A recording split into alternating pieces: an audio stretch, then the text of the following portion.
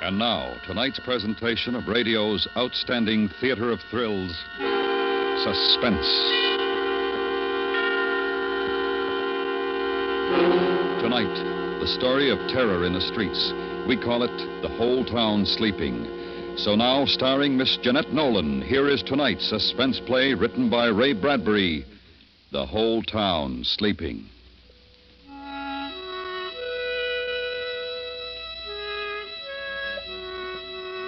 It was a warm summer night in the middle of Illinois country.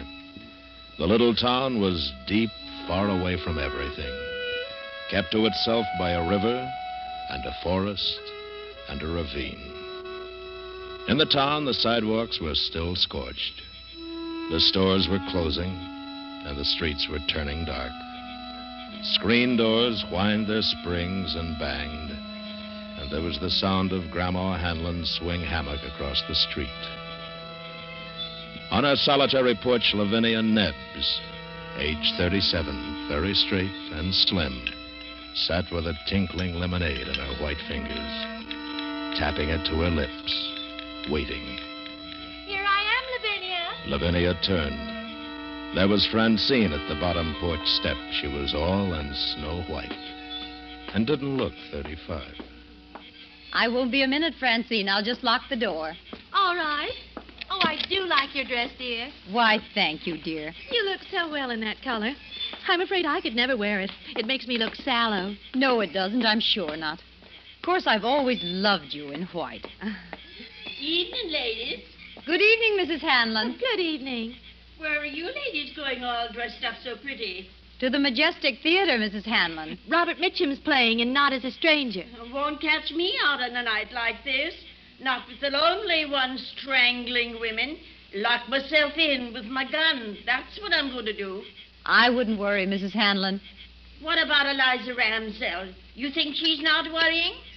Lock myself in with my gun. That's what you ladies should do. So silly. Silly old woman. Lavinia, you don't believe all that gossip about the lonely one, do you? A lot of silly old women who haven't got anything better to do than talk. Well, just the same, Hattie McDullis was killed a month ago and Roberta Ferry the month before. And now Eliza Ramsell disappearing. Eliza Ramsell walked off with a traveling man, I bet. But the others, strangled. Oh, Francine. They reached the edge of the ravine that cut the town in two. Stood there. Behind them were the lighted houses. Ahead, deepness, moistness, fireflies, and dark. The ravine had to be crossed to reach the movies, deep and black as it cut into the hills. Then a creaking bridge to cross over the stream. Then 113 steps up the steep and brambled bank to the other side. The ladies stood there, looking down. It won't be me coming back tonight, Lavinia. It'll be you. Oh, I'd never walk there alone at night. Never. Bosh. Well, you can say bosh, but it'll be you alone on the path, not me. Oh, Lavinia, I do wish you didn't live on this side. Don't you get lonely living by yourself in that house? Old maid loved to live alone. Come on, we'll take the shortcut. I'm afraid. Oh, come on, don't be so silly. I'll hold your hand. Lavinia, cool as mint ice cream, took the other woman's arm and led her down the dark, winding path into cricket warmth and frog sound and mosquito-delicate silence. Oh, let's run, Lavinia, please. No. Why should we? If Lavinia hadn't turned her head just then, she wouldn't have seen it. But she did turn her head, and it was there, back among a clump of bushes, half hidden, but laid out as if she had put herself there to enjoy the soft stars, lay Eliza Ramsell, her face moon-freckled, her eyes like white marble. Then Francine saw it, too, and the women stood on the path for a frozen second, not believing what they saw.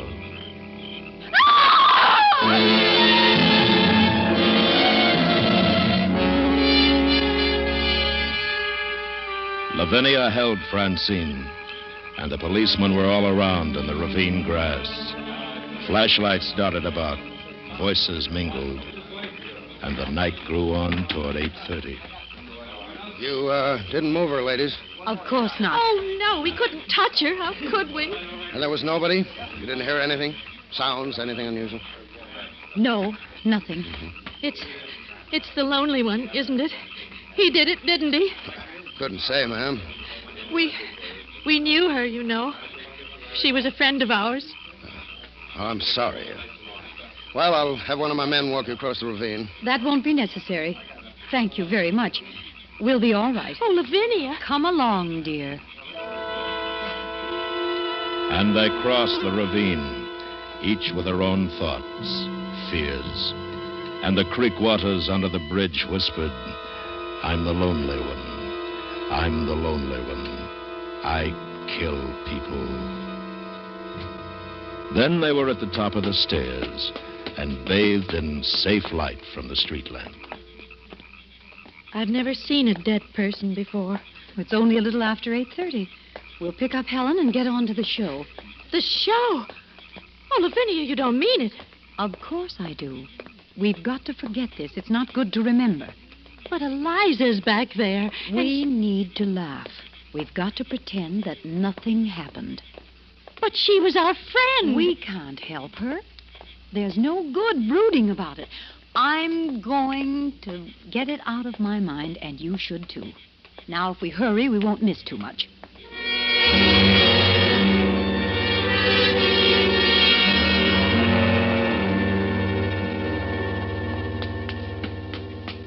I thought you'd never come. You're an hour late. Well, Someone found Eliza Ramsell dead in the ravine. Oh, no. Eliza. Who found her? Oh, we don't know. Oh, how awful. Did you see her? Was it terrible? Let's not talk about it. Oh, I really think I should lock myself in my house. I don't think we'd better go tonight. Of course we will. It's the last showing today. Besides, the lonely one can't kill 3 ladies. There's safety in numbers. Anyway, it's too soon. The murders come a month separated. Come along, Helen. Well, I'll get a sweater. You wait for me. Why didn't you tell her about us finding Eliza? Why upset her? Time enough tomorrow. I told you, tonight we've got to forget. We're going to the show, and let's not talk about it anymore. Enough's enough.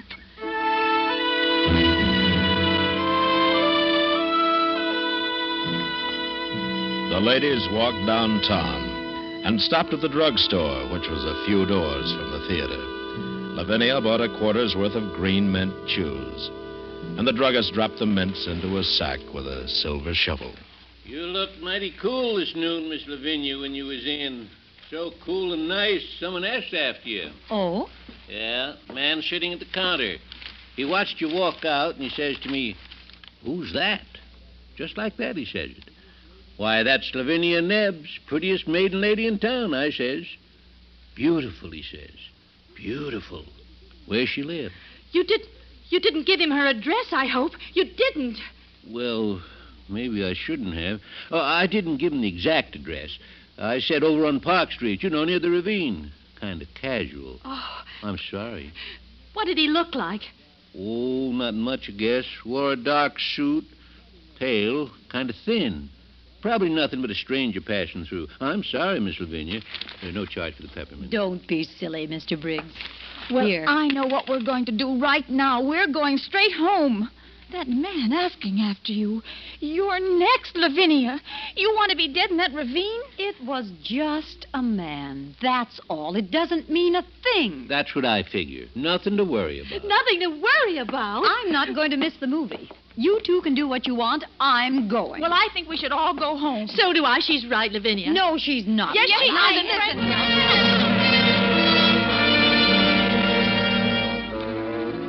They argued for 5 minutes, then the 3 of them went to the theater. Francine and Helen reluctantly. Lavinia, head high, self-possessed, cool. In the auditorium, they sat in the odor of ancient brass polish, waiting for the second show to begin.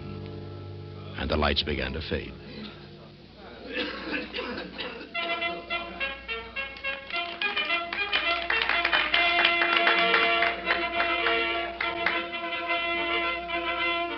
Lavinia. What? As we came in, a man in a dark suit followed us. He was thin, and I think he had a pale face. He just came in, and he's sitting behind us. What? Oh, Helen. What man? Man behind us. It's the one Mr. Briggs said was in the drugstore behind us now. Oh, I'm calling the manager. It's him. Oh, stop the movie. Stop it. Put on the lights. It's the murderer, the lonely one. He's here. Put on the lights. Lights!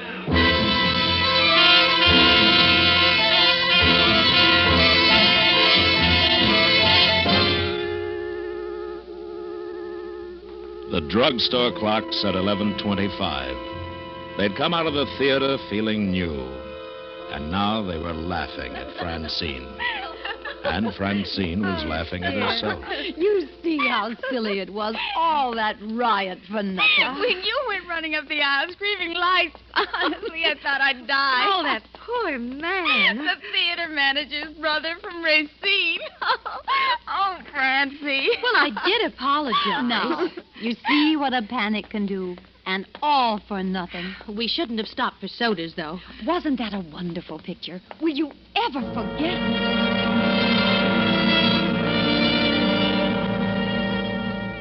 The streets were clean and empty. Not a car or a truck or a person was in sight. The ladies walked under a flickering neon sign, buzzing like a dying insect. The sounds of their heels shot on the baked pavement. First, we'll walk you home, Francine. Oh, no, I'll walk you home. If you walked me home, you'd have to come back across the ravine alone. I know you. If a leaf even fell on you, you'd drop dead. Well, I could stay the night at your house. No, it's all settled. First, I'll take you home, and then Helen.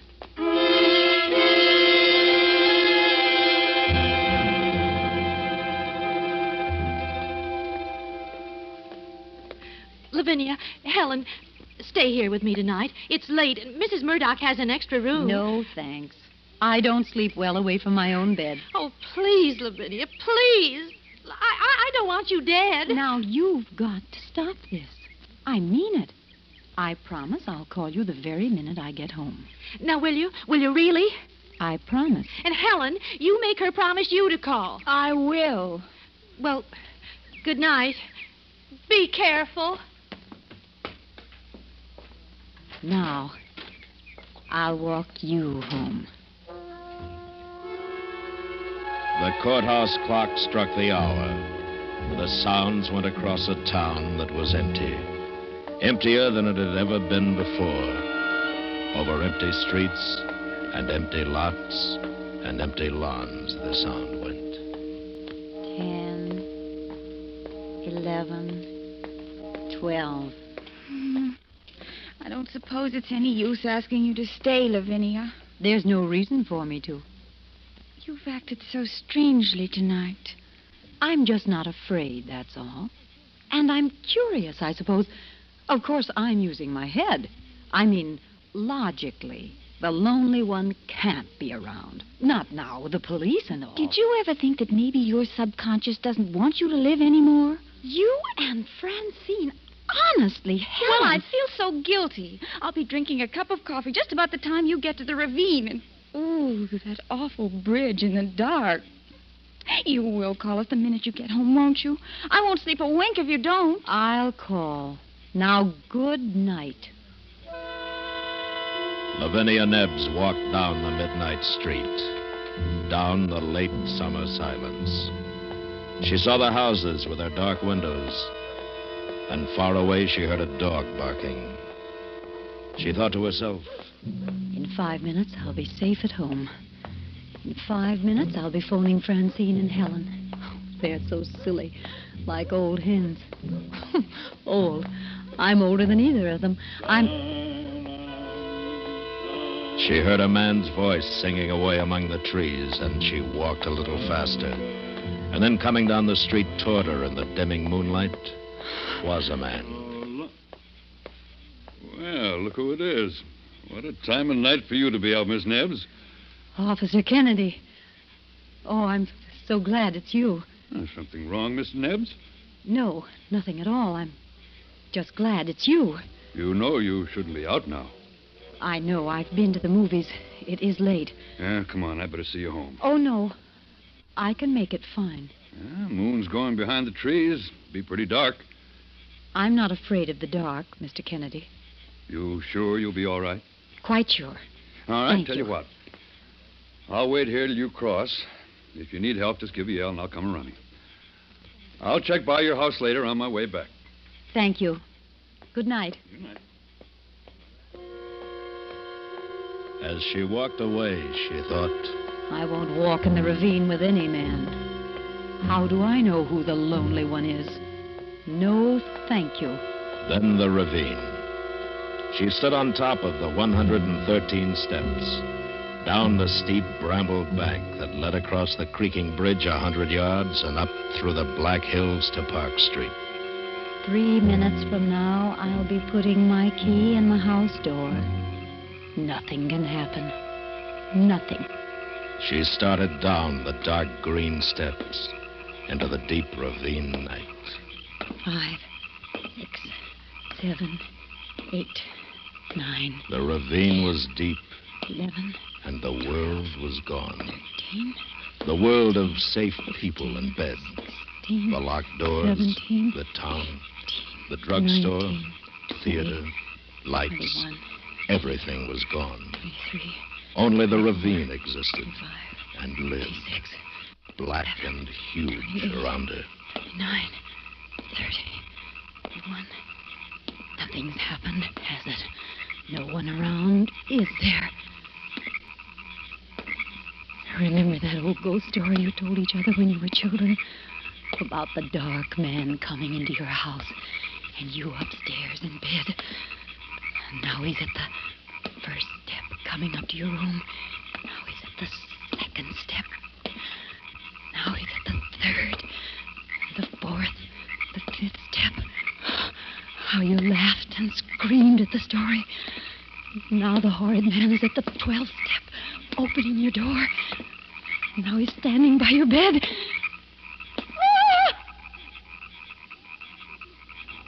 What? What the... There at the bottom of the steps. A man under the light. No. He's gone. He was waiting there. Oh, but there's nothing. It's empty. There's nothing. Nothing on the bridge. Fool. It's that story I told myself. How silly. Shall I call Mr. Kennedy?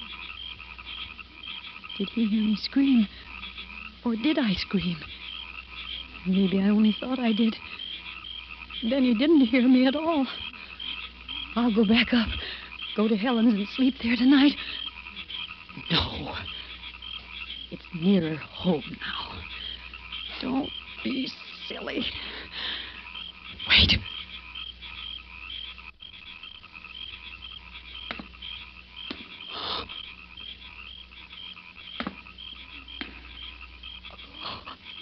Someone's following me.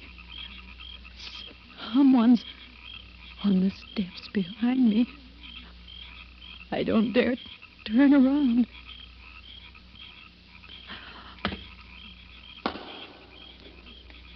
Every time I take a step, he takes one.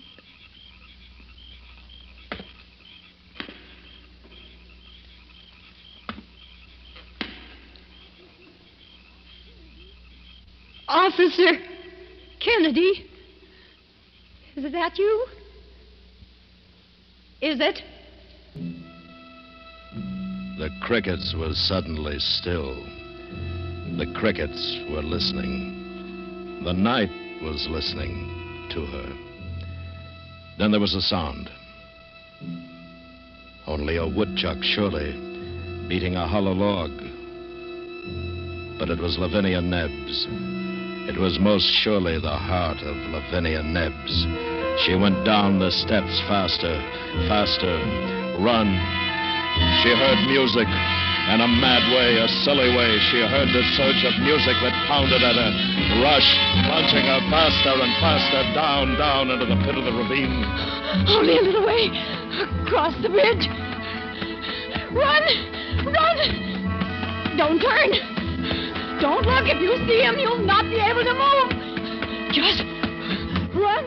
And across the bridge, up the path between the hills, the top of the path, the street. And even with the light, the fear swirled about her, closing in, pressing. If I get home safe, I'll never go out alone. I was a fool. Never again. If you let me get home for this, I'll never go out again alone. I promise. Please. Please. Let me. Please. Please, please. Give me time to get inside and lock the door, and I'll be safe. Oh, safe at home. Safe at home. Listen, not a sound. Oh, wait. I'll never get home. Wait. Oh.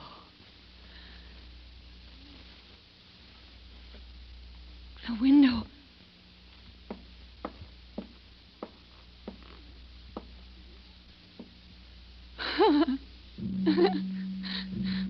Why, there's no one there at all. Nobody. There was no one following me at all. Nobody running after me. How silly. If a man had been following me, he'd have caught me. I can't run as fast as a man. I wasn't running from anything except me. The ravine was safer than safe. Oh, it's nice to be home, though. Home's the really good, warm, safe place. The only place. She had just put her hand out to the light switch when she heard it behind her in the blackness. Just a movement. What? What? Who is it?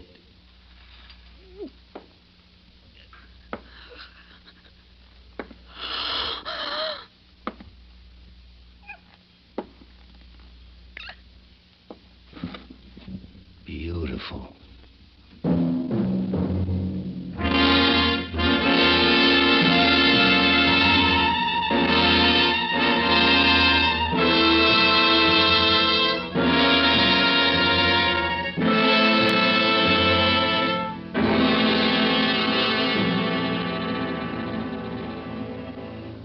Suspense, in which Miss Jeanette Nolan starred with Paula Winslow, Eve McVey, and Bill Conrad in tonight's presentation of Ray Bradbury's The Whole Town Sleeping, adapted by Anthony Ellis. Suspense is produced and directed by Anthony Ellis. The music was composed by Lucien Morawick and conducted by Wilbur Hatch. Featured in the cast were Tom McKee, Florence Walcott, Tom Brown, and Will Wright.